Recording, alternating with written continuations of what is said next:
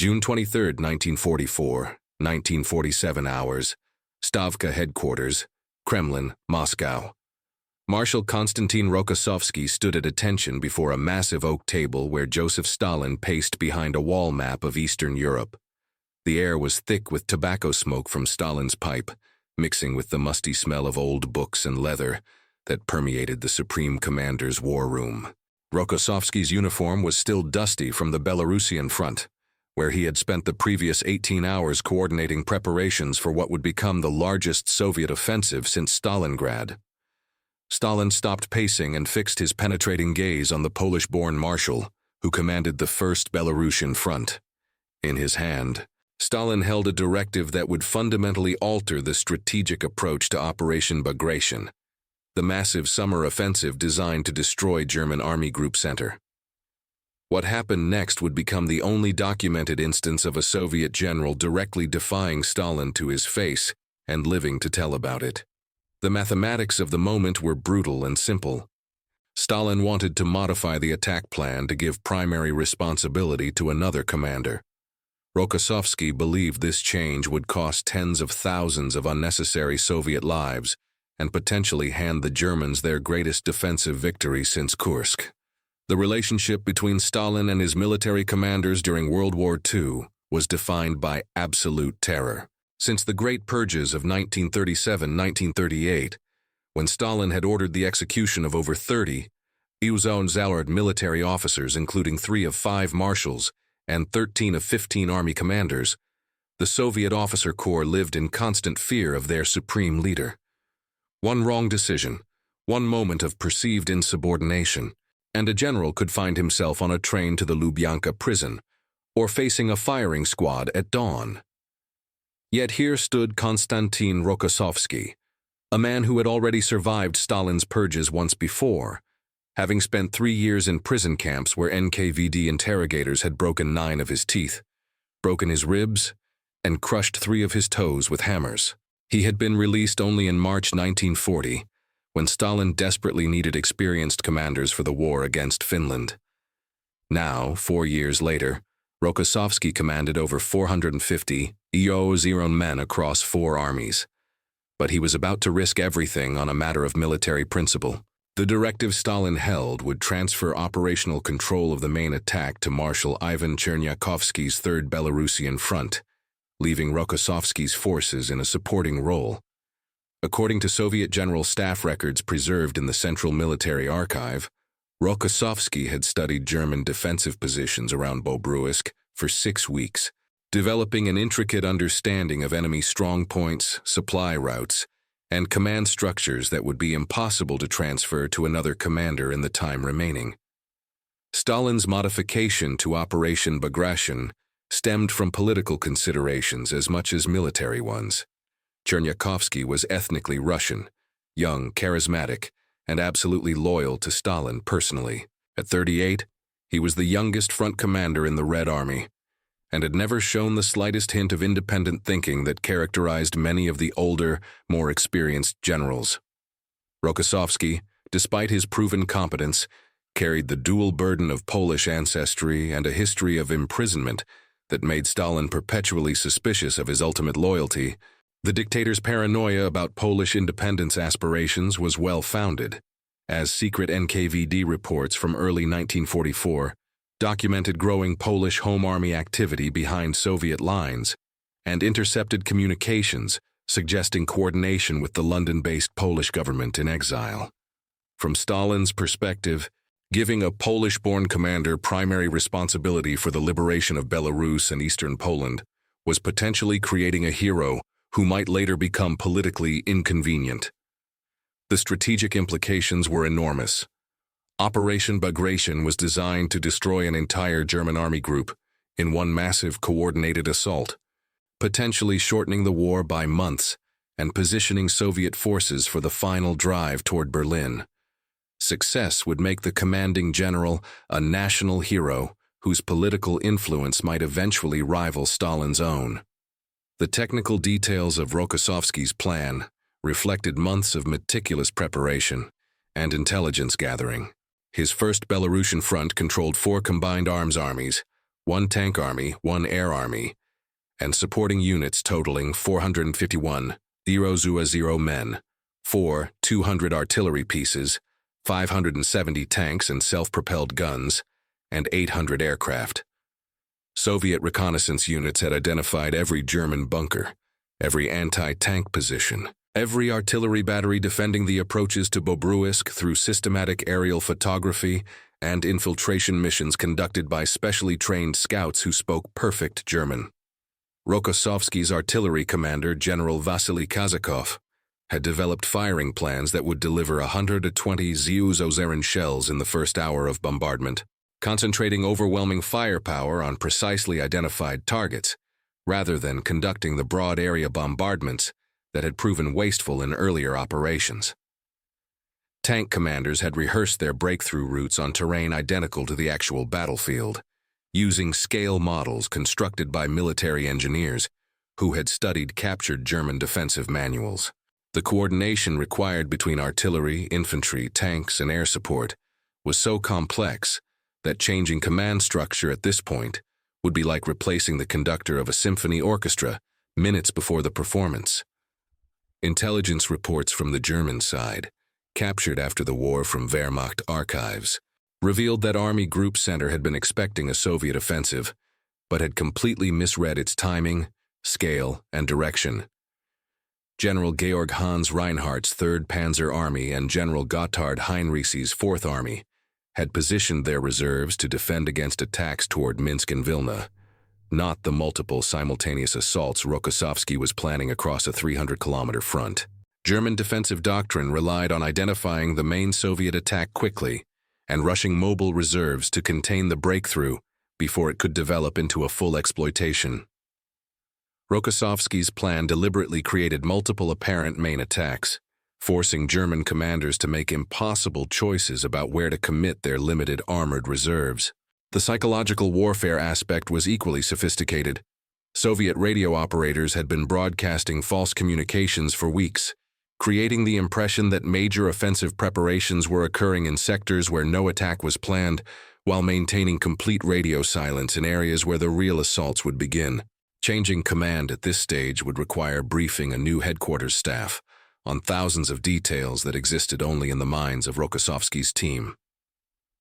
Stalin placed the directive on the table and began speaking in his characteristic low, methodical tone that every Soviet officer had learned to fear. According to the memoir of General Sergei Shtimenko, chief of operations of the Soviet General Staff, who was present in the room, Stalin outlined his reasons for the command change with the cold logic that characterized his approach to all strategic decisions. Chernyakhovsky's 3rd Belarusian Front had performed exceptionally well in recent operations, Stalin explained, demonstrating the kind of aggressive initiative that would be necessary for Operation Bagration's success. Furthermore, concentrating the main effort under a single commander would simplify coordination and reduce the possibility of the kind of inter-front rivalry that had compromised previous offensives. Stalin's eyes never left Rokossovsky's face as he spoke, watching for any sign of the submission that he expected from all his subordinates. The silence that followed was broken only by the ticking of a massive grandfather clock and the distant sound of traffic on Red Square. Every other person in the room, including Marshal Alexander Vasilevsky, the Deputy Supreme Commander, stood motionless, waiting for Rokossovsky's response. In that moment, the Polish-born marshal faced a choice between preserving his own life and standing up for what he believed was militarily correct. Rokossovsky's response came in a voice that was calm, but unmistakably firm. Looking directly at Stalin, he spoke a single word that reverberated through the room like a gunshot. No. The temperature seemed to drop 10 degrees as Stalin's pipe stopped moving, and his eyes narrowed to slits. According to Shtimenko's account, published in his 1968 memoir, The Soviet General Staff at War, Stalin asked Rokossovsky to repeat himself, perhaps unable to believe that a subordinate had directly refused a direct order from the Supreme Commander. Rokossovsky repeated his refusal, then began explaining his reasoning in technical detail that demonstrated both his mastery of the operational situation and his courage in defending his professional judgment. He outlined the intelligence preparation, the coordination requirements, the timing factors, and the logistical considerations that made command change at this point not just inadvisable, but potentially catastrophic. His presentation was delivered in the same tone he might have used to brief fellow officers, without the obsequious deference that Stalin expected from everyone else. The other officers in the room stood frozen, expecting at any moment to witness Rokossovsky's arrest and execution. Stalin's reaction was unlike anything any witness had ever observed in previous confrontations with military subordinates. Instead of the explosive rage that typically preceded purges and executions, the dictator became very quiet, studying Rokossovsky's face with the calculating expression of a chess master, considering an unexpected move. Minutes passed without anyone speaking. According to General Alexei Antonov, Deputy Chief of the General Staff, who recorded his observations in his private diary, Stalin began asking detailed technical questions about German defensive positions, Soviet artillery preparation, and coordination procedures. The interrogation continued for over an hour, with Stalin probing every aspect of Rokossovsky's plan, with the thoroughness of a military academy instructor examining a student's thesis. What became clear during this examination was that Rokossovsky possessed an encyclopedic knowledge of every detail related to the operation, from the fuel consumption rates of individual tank battalions to the ammunition requirements of specific artillery batteries. No other commander could possibly absorb and apply this information in the time remaining before the offensive began. If you want to discover how a Polish-born general survived direct defiance of the world's most paranoid dictator, please leave your like on this video. This helps YouTube share these forgotten stories with more people. And subscribe to the channel if you haven't already, so you won't miss future episodes. We rescue stories like this from dusty archives every day. The meeting's conclusion was as extraordinary as its beginning. Stalin returned to his desk, picked up a red pencil, and made several notations on the directive that would have transferred command to Chernyakhovsky. Instead of implementing the command change, he approved Rokossovsky's original plan with minor modifications that actually strengthened the First Belarusian Front's role in the offensive. The psychological dynamics of this moment revealed aspects of Stalin's character that few people ever witnessed. Despite his reputation for paranoid brutality, Stalin was fundamentally a pragmatist who understood that winning the war required giving his most competent commanders the freedom to do their jobs effectively. Rokossovsky's defiance had demonstrated not disloyalty, but professional integrity of the highest order, the willingness to risk personal destruction for military success. Stalin's decision to accept Rokossovsky's judgment represented a calculated bet that professional competence was more valuable than political compliance, at least in this critical moment of the war. The other officers present never forgot witnessing the only successful challenge to Stalin's authority in the military sphere. Operation Bagration began at 500 hours on June 23, 1944, exactly as Rokossovsky had planned. The artillery bombardment that opened the offensive was the most concentrated in Soviet military history up to that point, with over 24 Iwo-Zerud guns and mortars, delivering coordinated fires across multiple breakthrough sectors. German defensive positions that had been identified through months of intelligence work were systematically destroyed in the first hour of the attack, eliminating resistance points that would have channeled Soviet advances into killing zones. Rokossovsky's understanding of German tactical doctrine allowed his forces to bypass strong points and penetrate deep into the enemy rear area before German commanders realized that their defensive line had been comprehensively shattered.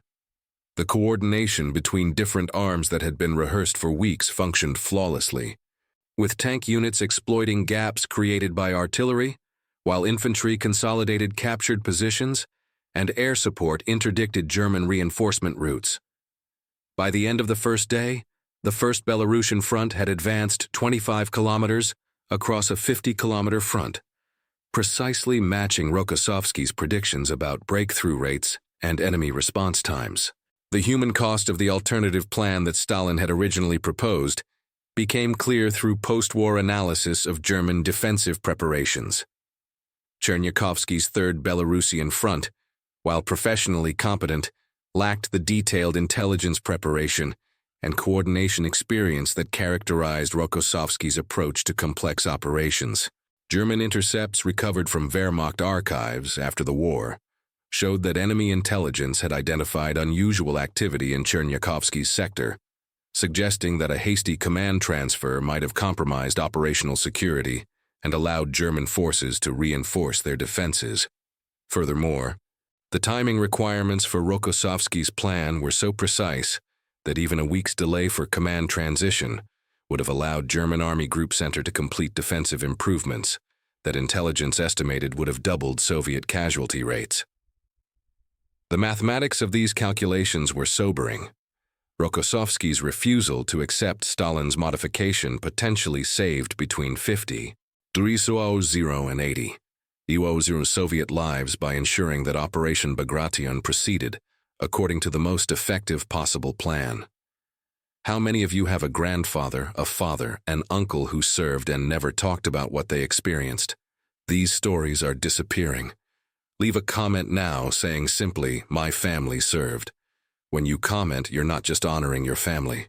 You're preserving memory for future generations.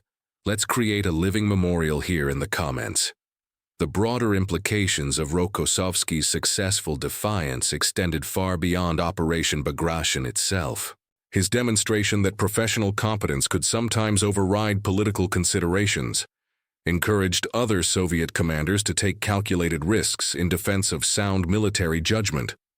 General Vasily Chuikov's defense of Stalingrad had shown that aggressive tactics could succeed where conservative approaches failed. General Pavel Rotmistrov's tank operations at Kursk had proven that innovative use of armored forces could overcome German technical advantages. Rokossovsky's confrontation with Stalin established that even the highest political authority could be challenged when military necessity demanded it, creating precedent for the kind of professional autonomy that would characterize Soviet military leadership through the remainder of the war. The psychological impact on the officer corps was immeasurable, reducing the paralyzing fear that had constrained military decision-making since the purges, and allowing commanders to focus on defeating the enemy rather than avoiding political persecution. The success of Operation Bagration validated every aspect of Rokossovsky's strategic vision and tactical execution. Within 2 weeks, the First Belarusian Front had advanced over 400 kilometers, capturing Minsk and destroying the entire German Ninth Army, while severely damaging the Fourth Army and Third Panzer Army.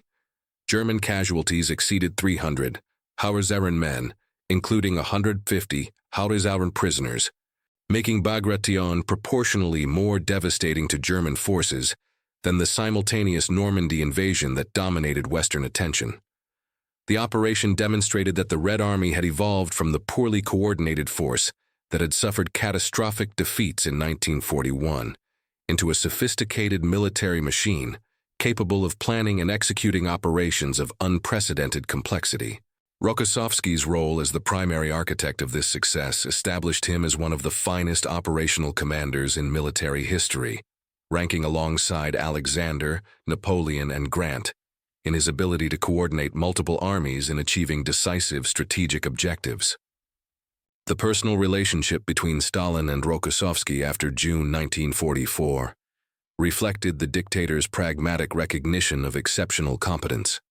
Rather than harboring resentment over the marshal's defiance, Stalin increasingly relied on Rokossovsky for the most challenging operational assignments, including command of the Second Belarusian Front during the final assault on Berlin. Their subsequent interactions were characterized by mutual professional respect that transcended the normal hierarchical relationship between dictator and subordinate. Stalin never again attempted to override Rokossovsky's military judgment, recognizing that the Polish-born marshal's expertise was too valuable to constrain through political interference. This relationship became a model for Stalin's dealings with other top commanders, including Zhukov, Konev, and Malinovsky, who were given increasing operational autonomy as the war progressed toward its conclusion. The post-war careers of both men reflected the complex legacy of their wartime confrontation. Stalin continued ruling the Soviet Union with iron control until his death in 1953, but his approach to military affairs was permanently influenced by his recognition that professional competence sometimes required accepting challenges to his authority. The success of Operation Bagration and subsequent offenses planned by independent-minded commanders validated the principle that military effectiveness required giving generals freedom to exercise their professional judgment. Rokossovsky returned to Poland after the war, serving as Polish Minister of Defense until 1956, and helping to establish the Polish People's Army as an effective component of the Warsaw Pact military structure.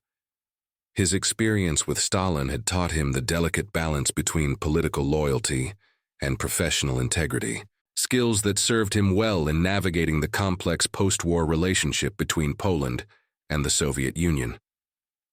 The historical documentation of Rokossovsky's defiance comes from multiple sources that corroborate the essential details of the confrontation. Stemenko's memoir, published while he was still alive and subject to verification by other witnesses, provides the most detailed account of the meeting itself.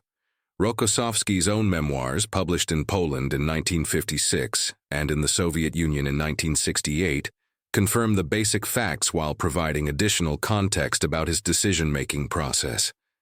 Stalin's personal papers, accessed by historians after the fall of the Soviet Union, include notations that support the account of his modification and subsequent approval of Rokossovsky's original plan. German military archives captured at the end of the war contain intelligence assessments that inadvertently validate the effectiveness of Rokossovsky's operational security and tactical deception measures. The convergence of these sources from different perspectives and different time periods provides compelling evidence that the confrontation occurred essentially as described by the participants. The strategic lessons from this episode extend far beyond World War II military history. Rokossovsky's successful challenge to Stalin demonstrates the importance of professional integrity in high-stakes decision-making environments. Modern military institutions, corporate organizations, and government agencies all grapple with the tension between hierarchical authority and technical expertise that characterize the Stalin-Rokossovsky confrontation. The Marshal's willingness to risk personal destruction for the sake of military effectiveness illustrates the kind of moral courage that distinguishes truly exceptional leaders from mere functionaries who prioritize personal survival over organizational success. His example suggests that even in the most authoritarian environments, there are moments when principled resistance to flawed decisions can succeed, if it is based on superior knowledge and delivered with unwavering conviction. The technical aspects of Operation Bagration that Rokossovsky defended so successfully became foundational elements of modern military doctrine. His emphasis on detailed intelligence preparation, meticulous coordination between different combat arms, and systematic deception operations influenced Soviet military thinking throughout the Cold War and continues to shape contemporary operational planning. NATO military academies study Bagration as an example of how superior planning and execution can overcome enemy advantages in defensive positioning and tactical doctrine. The operation's success validated the principle that complex military operations require commanders with encyclopedic knowledge of operational details and the authority to make real-time adjustments based on battlefield conditions. Modern military command structures incorporate lessons learned from Rokossovsky's approach to operational planning and battlefield decision-making. The psychological dimensions of the Stalin-Rokossovsky confrontation reveal important insights about leadership under extreme pressure. Rokossovsky's ability to maintain composure while directly challenging the most dangerous man in the Soviet Union reflected years of experience with life-threatening situations and a clear understanding of his own professional capabilities. His 3 years in Soviet prisons had taught him that survival sometimes requires taking calculated risks that appear suicidal to outside observers. The Marshal's presentation of technical arguments, rather than personal appeals, demonstrated his understanding that Stalin responded to logic and competence even when his ego was challenged. This approach suggests that effective leadership in crisis situations requires not just courage, but also emotional intelligence and strategic communication skills. The broader historical context of this confrontation illuminates the evolution of Soviet military leadership during World War II. The early war period had been characterized by paralyzing fear that prevented commanders from taking necessary tactical risks or challenging obviously flawed orders from higher authority. The catastrophic defeats of 1941 had resulted partly from this inability of field commanders to adapt to rapidly changing battlefield conditions. Rokossovsky's successful defiance marked a turning point in the relationship between political authority and military competence that enabled the Red Army to develop into the formidable force that ultimately captured Berlin. The episode demonstrates how organizational cultures can evolve under extreme pressure, with successful challenges to authority creating precedents that enable more effective decision-making throughout the hierarchy. The international implications of Operation Bagration's success extended far beyond the immediate military situation in Eastern Europe. The destruction of German Army Group Center fundamentally altered the strategic balance on the Eastern Front, forcing Germany to redeploy reserves from Western Europe that might otherwise have contained the Normandy invasion. Rokossovsky's operational success contributed directly to the success of Allied strategy in both theaters, demonstrating the interconnected nature of global warfare and the importance of effective coordination between different fronts. The operation's timing, coinciding with D-Day, maximized the strategic impact by preventing Germany from concentrating forces against either Allied offensive. This coordination reflected the sophisticated understanding of global strategy that characterized Allied planning in the final phase of the war. Rokossovsky's personal story embodies the complex relationship between individual courage and historical necessity that characterizes all great military leaders. His Polish ancestry, his survival of Stalin's purges, his rise to command one of the largest military forces in history, and his ultimate confrontation with absolute power represent themes that transcend any particular conflict or historical period. The Marshal's willingness to risk everything for professional principles demonstrates the kind of moral courage that shapes historical outcomes through individual decisions made under extraordinary pressure. His example suggests that historical progress often depends on individuals who possess both the technical competence to understand complex situations and the personal courage to act on their convictions despite enormous personal risk. The legacy of June 23, 1944, lives on in military institutions around the world that struggle with the balance between civilian authority and professional military judgment. Rokossovsky's successful challenge to Stalin provides a case study in how professional expertise can sometimes override political considerations when the stakes are high enough and the arguments are strong enough. Modern military academies teach the episode as an example of principled leadership under pressure, while political scientists study it as an illustration of how even authoritarian systems sometimes permit challenges to authority when institutional effectiveness is at stake. The confrontation remains relevant to contemporary debates about the proper relationship between political leadership and military expertise in democratic societies. If this story moved you the same way it moved us, please do us a favor. Leave your like on this video. Every like tells YouTube to show this story to more people. Subscribe to the channel and activate notifications. We're rescuing forgotten stories from dusty archives every day.